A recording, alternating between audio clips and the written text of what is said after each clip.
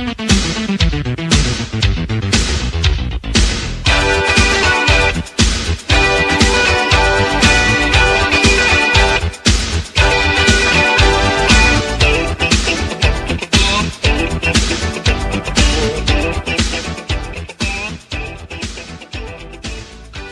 ladies and gentlemen. Welcome to the Owen Hart Tribute Show. 20 years ago today, May 23rd, 1999, Owen Hart unfortunately passed away. I'm your host, the Podfather, and I'm here with the Canadian Destroyer. How's it going, man? It's going good. Little, live to tape thing we're doing, because right now we should be in Las Vegas, but right now we're going to be watching this Owen Hart stuff. We are. So we're going to be watching WrestleMania 10, Owen versus Brett. It's a classic. It still stands up till today. It's a simple story. Younger brother wants to outdo the older brother. And Brandon, do you have these problems with your brother? I mean, we have a bunch of different problems, but we've never had, it's never really come to fisticuffs, and we've definitely never wrestled at WrestleMania over our family disputes. Hey, never say never. You never know. But when we did wrestle, I always had to go over. That's just how it has to happen, man. And I don't know if it's a coincidence, but my finisher was usually like the pedigree or something. Ah, I see. Mm-hmm. Big authority figure. Yep, gotta bury the younglings. Alright, so what we're going to be doing, we're going to be watching WrestleMania 10. If you want to watch along with us, we're going to be starting at 10 minutes and 36 seconds. So, Brandon, do you want to give these people a little backstory about this? Well, you talked about it a little bit. There's a family dispute. Little brother feels as though he's better than the big brother. Bret Hart obviously has had a long storied career up to this point. Still hasn't really, made that next level. But later on in the show, he will kind of be crowned as the new WWF champion. And the Royal Rumble this year was the infamous year where him and Lex Luger both hit the ground at the same time. They couldn't determine who was the actual winner, so both of them got a title shot at WrestleMania.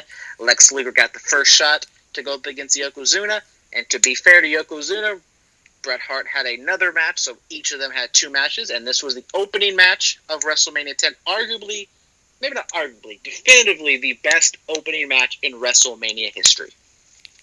Yeah, I mean, I was listening to Pritchard's podcast about WrestleMania 10, and he and Conrad talked about how Brett was very detrimental into the execution of the both men hitting at the same time in the Rumble that year. Pritchard talks about how Brett had to hold on to Luger's foot to make sure that they hit at the exact same time, because if that didn't happen, Vince was going to go apeshit. Well, I mean, it's very hard to have it be the exact same time. There's replay, there's everything. I mean, even we see in sports, it's very, very, very difficult to actually have something happen at the exact same time. And I think they did a good job at it. Yes, they did very well. All right, we are going to start the play. We're going to, in 3, 2, 1, action. We see Owen making his way down the aisle, coming out of the gorilla position. The Black Heart.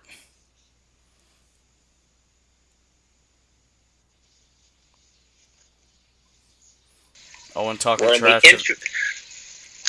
Wearing the infamous Hart shades, maybe a little dig at Bret Hart. I remember meeting Sami Zayn one time. I was wearing my Oakley baseball glasses, and he said that he thought they were Bret Hart glasses, even though they were a completely different color. They were like yellow and red. But it's okay to Sami Zayn. That was back in the day when he was nice to people. Now he's just a complete dick.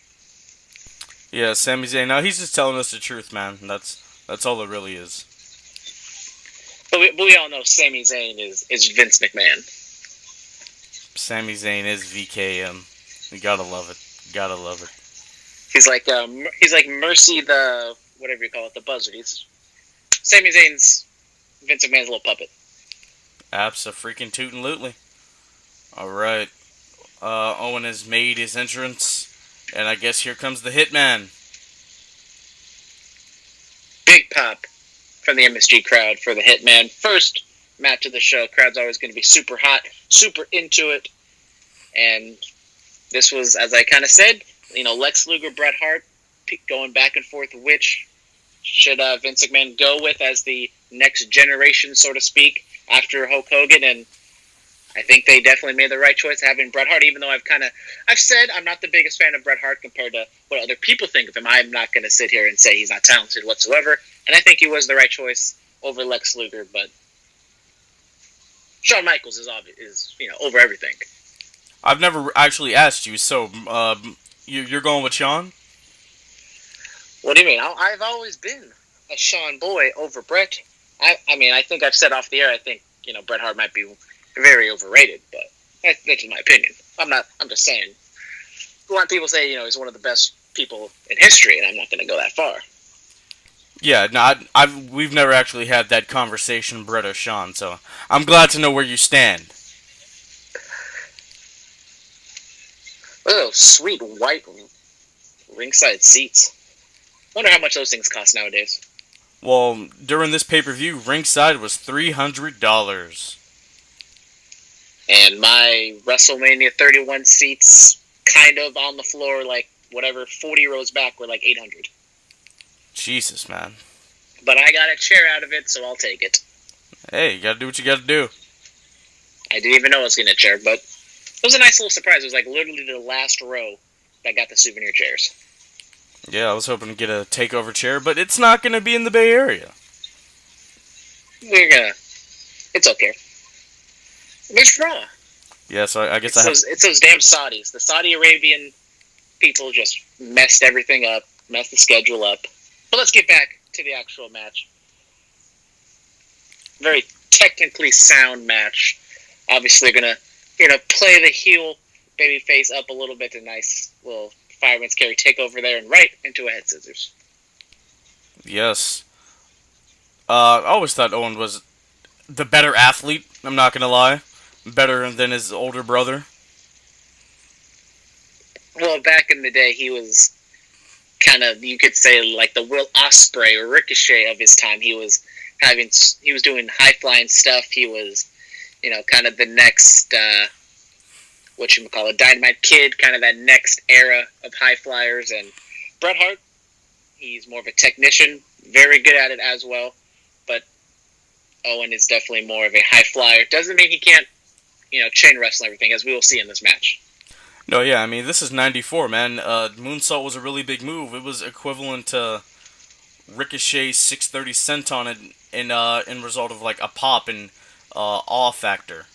Ooh, nice little chain wrestling. That's about to transpire with Owen and Brett. Oh, nope. Brett runs to the ropes and Owen just takes a nice little spill to the outside.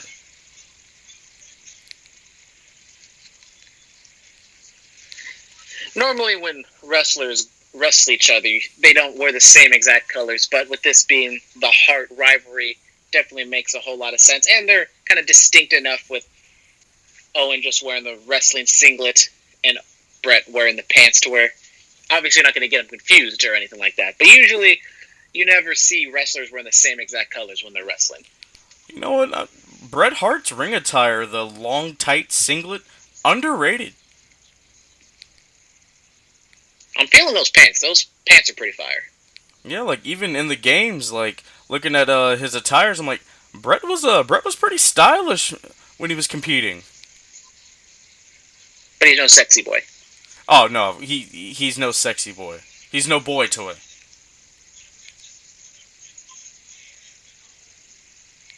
All right, nice wrist lock.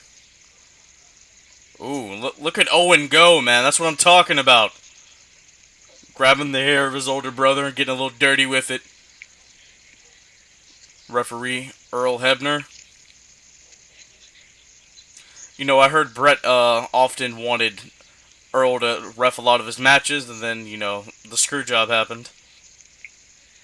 Well, Earl Hebner, one of the most respected and, famous referees or infamous referees of all time, but even Stone Cold Steve Austin said he loved having Earl referee his matches, and I don't know what the scene is in WWE right now, because usually there's Kyoto and there's Charles Robinson, but no one was like Earl Hebner back in the day. He was definitely the top dog over everybody.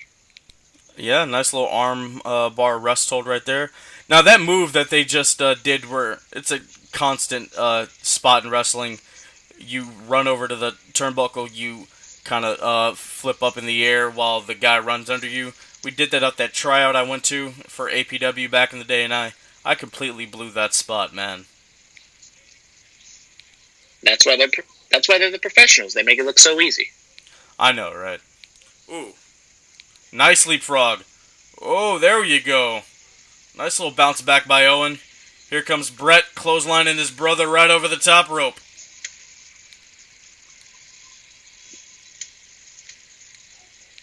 Nice, very nice. Bret Hart giving a lot of offense in right now early. Owen cheating a little bit to get the upper hand, but right now they're definitely putting Bret over strong right here. Abso-freaking-tootin'-lutely. But then we know that's going to change soon.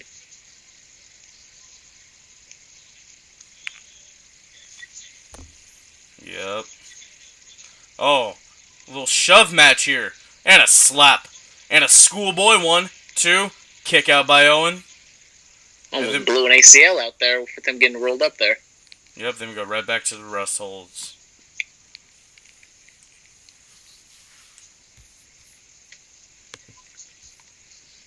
One thing to keep an eye on with Jerry Lawler being the heel, even when he was kind of a babyface, the entire time he's probably just burying the entire Hart family. Just something to keep an eye on with him making digs at Helen Hart and Stu Hart just to talk about how old they are. Oh, maybe not the nicest thing in the world, but it's pretty funny. Crucifix pin. Owen kicks out, back to the rest hold. Yeah, man, that's all Jerry really did throughout his 90s run was take a dig at either ECW or the Hart family. It's a nice little shtick by the King. Yeah, I mean... Before the puppies. Puppies! And no, we're not talking about the ones you pick up out of shelter, kids. Oh, leapfrog. Oh! Spinning heel kick. Nice! I thought they were going to go for the generic double cross body spot. You know, Brandon, I can't remember if I've actually ever seen this match in full. I've definitely seen it one time going through my little WrestleMania run where I try to watch every single WrestleMania. I've definitely watched it at least one time. Maybe we've gone back a time or two to go watch it. But WrestleMania 10, I don't exactly know where it ranked on a WrestleMania tournament of best ever. But I definitely think it made a nice solid run.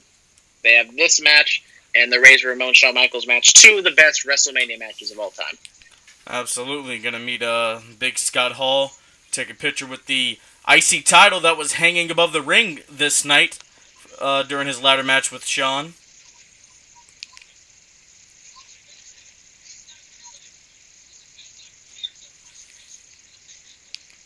Here we go. Irish whip into the corner.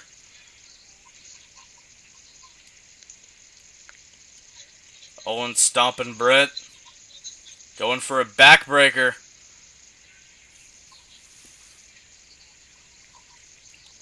What are we going for? Oh. Camel clutch. Cheeky, baby.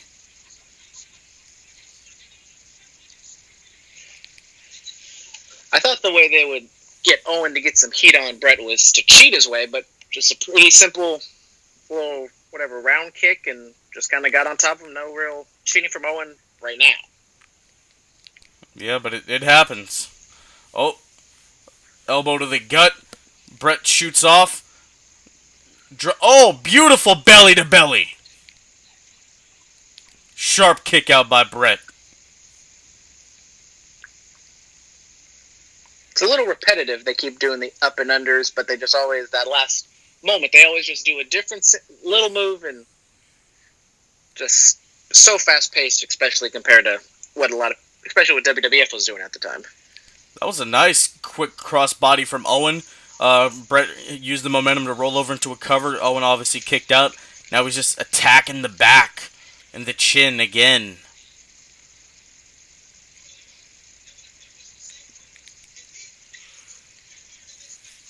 It's a pretty just straightforward kind of shoot style match. Just, not a whole lot of cheating. Yes, Owen maybe grabbed the hair a time or two, but, he's not really healing it up. He's doing some little things here and there, but it's just kind of, family warfare, just two brothers just trying to prove who's the best.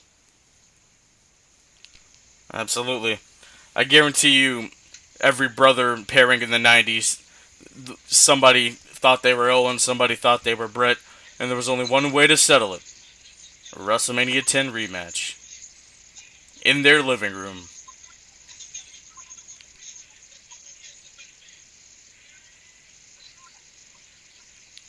Oh, German.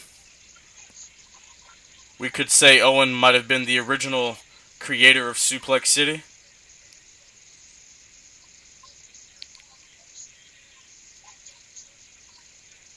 That was a nice leg drop. No, it wasn't, brother. I recently just saw Great Muta versus Hulk Hogan in Japan, and that was something. Was it like prime Hulk Hogan in the '80s, or was it a Oh, little it's '90s past his Hogan. prime? He's skinny Oh and the boy, roids have worn off. is it WCW Hogan or is it like It's NWO Hogan? it's WWF Hogan. Oh, okay, Yeah, he did it in Saguri, and I was blown away. Hogan leaving his feet. I got to see it to believe it. Oh, Tombstone. This is also the move that broke the neck of Steve Austin. Well, he did it on his knees and not on his ass. True, very true. Oh, you're going to the top rope. What are we gonna do? What are we gonna do? Oh, headbutt. Chris Benoit Memorial Diving Headbutt.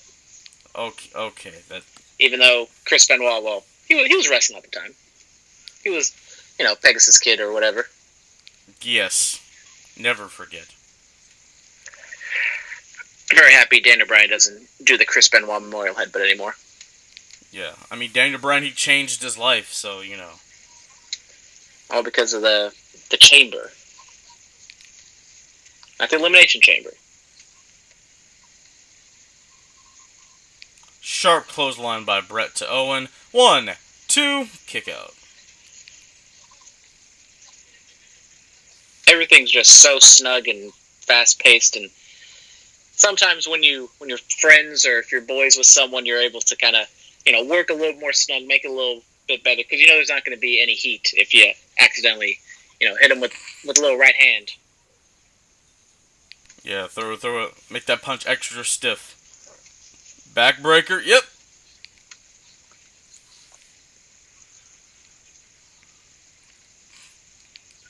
Brett's going up. Oh, that middle rope diving forearm. Got to hook the leg. That's what happens when you don't hook the leg. It's very true. A lackadaisical cover there. By the excellence of execution. Oh, yeah, that's pretty much how the Hogan Insiguri looked, like that. Sharpshooter. Maybe not. So what you're telling me is Hulk Hogan and Owen Hart got the same moveset. Basically, brother. Basically. I mean, Insiguri, leg drop. I think Hogan could bust out a moonsault if he needed to. Yeah, Hogan, he did like some roll through submission in that match. I was shocked.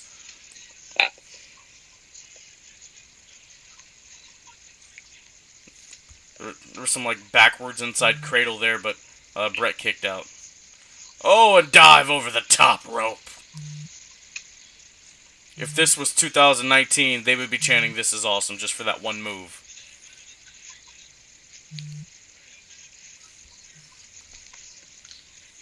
This is back in the good old days where crowds didn't try to get themselves over by chanting stuff. Yeah. And people weren't chanting 10 for every time a ref counted. In their defense, that has gotten a lot better lately.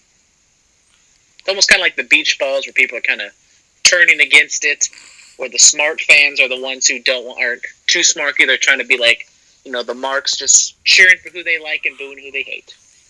Yeah, but when that boy Ty Dillinger makes his way to APW, oh man, every match. Double or Nothing is going to be interesting to see how that crowd is.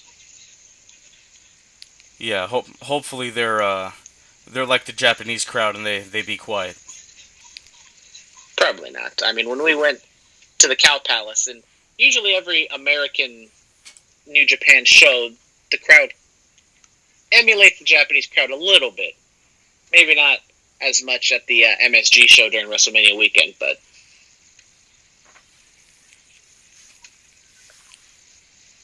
I mean, we shall see. working over the leg, setting up for that sharpshooter possibly.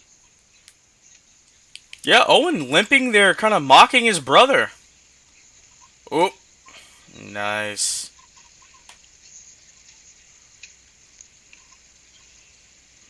There you go. Was that the Indian Deathlock? Yeah. That's nice.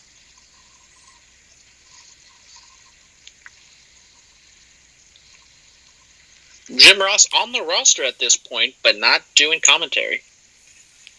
No, I forgot what happened. What they said on that podcast. He was doing something, going through something. Ooh, double D's to the calf and knee of Brett by Owen.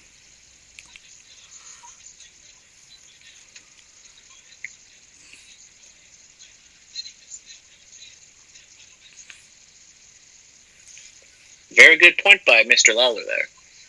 I mean, underlying over all this, you're trying to win this match, but in the end, you got a WWF title shot coming on later in the show, but that's just how a babyface is supposed to be. They risk everything so they can be the best, and they win by any means necessary. They're not going to give up.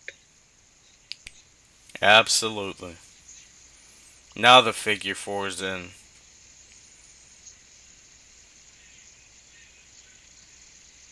Owen thinks he hasn't won. Nope.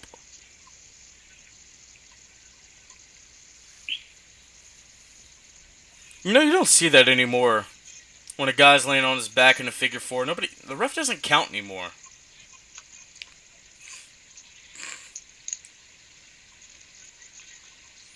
Brett reverses it. Reverses the pain and pressure.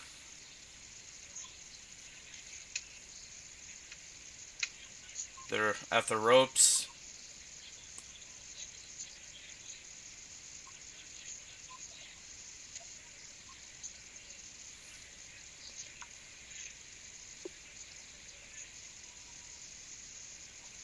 Now Owen just kicking the leg of Brett.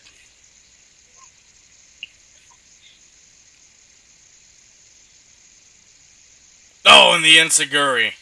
Super sell by Owen. A lot of insecurities going on here in this match. Yeah. They saw that Hogan Great Muta match and they were like, "Oh, I gotta do that, brother." Hogan's such a trendsetter. Exactly.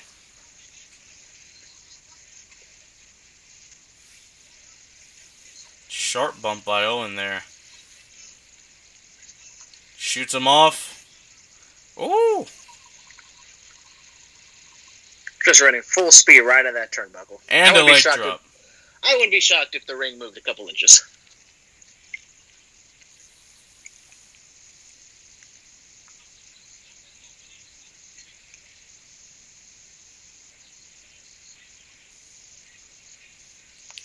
Bulldog.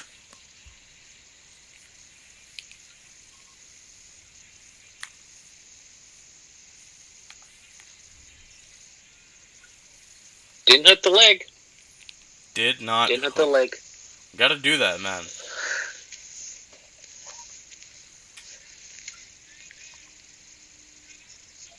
Pile driver. That one was on his ass.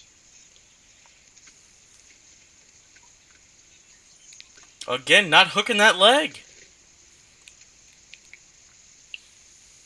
That is not excellent execution there. Ha! I see what you did there. Brett trying to hang Owen up. Superplex, maybe? Shades a Cowboy Bob Orton. And it's a go. Both men down. Hebner's counting. First match of WrestleMania 10. Not hooking the leg, and he's going to kick out, and he does. Ladies and gentlemen, thank you for joining us. Owen versus Brett. Owen Hart Appreciation Podcast. 20 years since the unfortunate passing of WWE's Black Heart.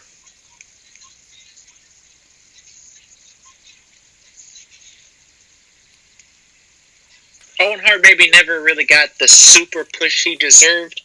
Maybe you could tie it into him breaking Stone Cold's neck, and maybe there's always some underlying animosity between those two guys, especially on Stone Cold's side. Maybe that's a reason why we never really saw a full-fledged Owen versus Stone Cold feud when Stone Cold was white hot, but, stuff happens. Yeah, Owen with a back heel kick low blow. I think one of my favorite Owen Hart promos, I was putting bread in the sharpshooter, is "I'm not a nugget, I have a black heart." I think that's probably underrated line and catchphrase in wrestling history.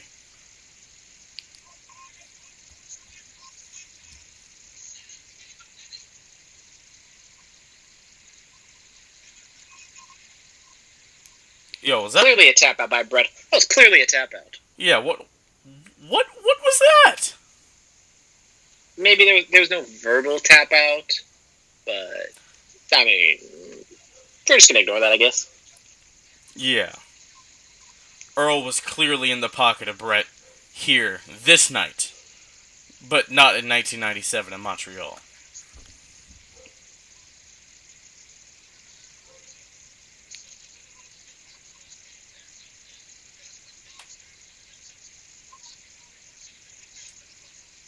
Oh, Owen catches Bret's boot right in his face. What are we going for? Oh, 1, 2, 3. He gets him. He got him. Owen beat his big brother. What happened? He hooks the legs and he gets the leverage pin. Come on, Bret. Rookie mistake. I'm sure Stu taught him how to hook the legs in the dungeon. Alright, Solid match. Very well paced, especially for this time. Kind of a shock finish with Bret Hart losing, but it makes sense. Kind of like what happened with Seth Rollins at WrestleMania 31. Have the guy lose early because he's going to get the coronation later on. A little bit of a fluke because it was a leverage pin, not a full on, 1, 2, 3 looking at the lights. And it sets up later on down the line, and we're going to maybe another watch long. We can watch their SummerSlam match. Yeah, that's a possibility. You never know. Alright, guys, I think that's going to do it for Brandon and myself on this Owen Hart Appreciation Podcast. Owen Hart, truly one of the greatest performers of all time. He is sorely missed. He influenced so many guys, as you can just look through the generations and talent that has treaded the waters of professional wrestling since his passing. Owen Hart, thank you for your years of service, my friend. Brandon, any final remarks about Owen Hart? No, I mean, you pretty much said everything. Obviously, a loss. Not going to get too much into the actual death. That's just a lot of stuff to talk about there. But I mean, him in ring wise, one of the best technicians, especially of that time. And as I said, one of the most high flying guys. Kind of a Ricochet, Will Ospreay. Just pick your high flyer of today. That was Owen Hart back in the 90s. Yep. Alright, guys, we are going to be signing off. Vegas is calling us. Double or Nothing in a couple days. We're excited. We're hyped. I'll be doing some podcasts for it. I don't know what Brandon's going to be doing. Check out Bulletcast. Check out Under the Radar for all your Double or Nothing StarCast news. We'll see you guys later.